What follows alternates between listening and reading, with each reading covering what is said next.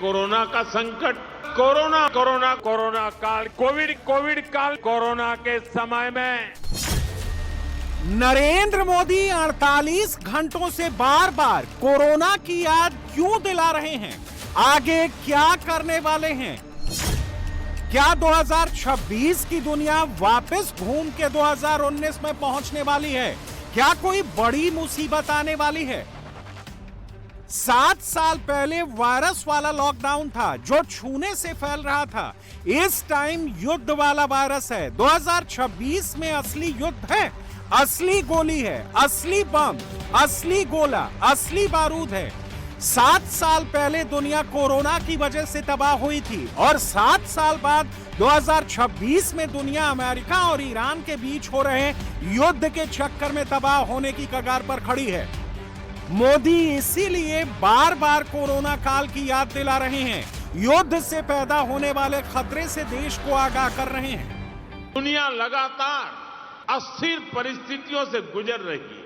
पहले कोरोना का संकट, फिर वैश्विक आर्थिक चुनौतियां और अब पश्चिम एशिया में बढ़ता तनाव। अगर कोरोना महामारी इस सदी का सबसे बड़ा संकट थी तो पश्चिम एशिया में युद्ध से बनी परिस्थितियां इस दशक के बड़े संकटों में से एक है। हमें एकजुट होना होगा ताकि ये संकट किसी भी तरह हमारी प्रगति को, हमारे विकास को प्रभावित न करे।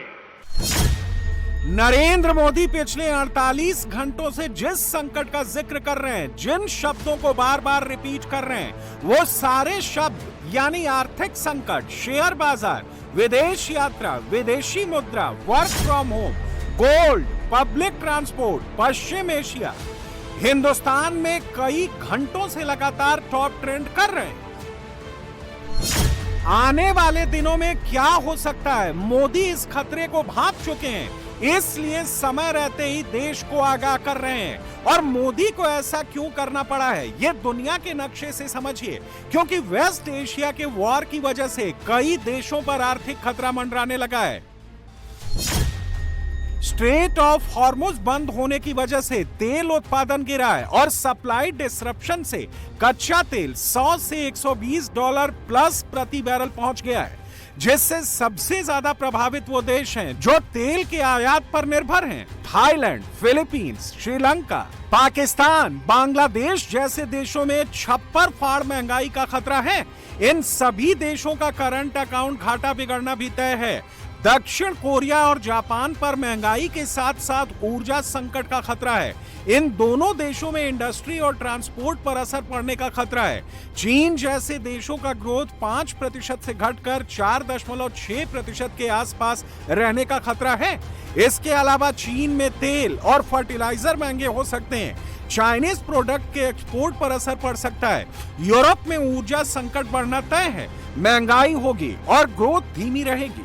गल्फ देशों जैसे Iran, Iraq, Kuwait, Qatar, Saudi, इन सभी जगह उत्पादन बंद हो जाएगा, एक्सपोर्ट रुक जाएगा, जीडीपी में भारी गिरावट आएगी, फूड और पानी का संकट पैदा होगा, ह्यूमैनिटेरियन क्राइसिस पैदा होगी। अफ्रीका और लैटिन अमेरिका जैसे देशों में भी खाद्य सुरक्षा खतरे में पड़ेगी, गरीबी बढ़ेगी, कर्ज का बोझ बढ़ेगा। पूरी दुनिया में इस वक्त इकलौता हिंदुस्तान ऐसा देश है जहां पैनिक जैसे हालात नहीं है, क्योंकि मोदी की नीतियों ने भारत को बड़े नुकसान से बचा रखा है।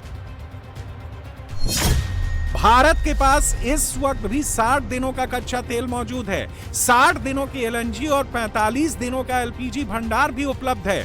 देश में किसी भी पेट्रोलियम उत्पाद की फिलहाल कोई कमी नहीं है। Uncertainty surrounding the supply disruptions on account of the closure of the Strait of Hormuz, a process that started on 28 February. We are now into 75th day of that. Let me tell you categorically, we have no supply side problems. Today, the country has more than enough stocks of crude oil, LNG and LPG. When this crisis began, there were some concerns, but we converted the challenge into an opportunity. We have ramped up our domestic production of LPG, which used to be 36,000 metric tons per day. We have now taken it up to 54,000 metric tons per day. Today, I can tell you that this situation in the last 4 years, there has been no increase in prices. Today, we are in a situation, we don't know how long the blockades or counter blockades in the Strait of Hormuz will continue, but I can tell you categorically that today we are in a situation where, unlike other countries in the world, which have had to either face severe problems in terms of availability and supply, or where prices have gone up 50-60%, the Honorable Prime Minister's statement is very visionary. It looks to the future, that if this were to continue, we also have to look at what we can do in terms of lifestyle changes. We can overcome any international global challenge with great resilience. The world is going through a challenging time. The war in West Asia has certainly disrupted global trade and global investment flows.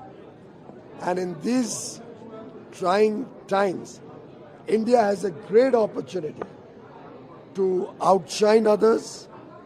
Under Prime Minister Narendra Modi's leadership, I have no doubt in my mind, 1.4 billion Indians, 140 crore भारतवासी प्रधानमंत्री नरेंद्र मोदी जी के साथ खड़े हैं. We will all rally behind him to strengthen the Indian future.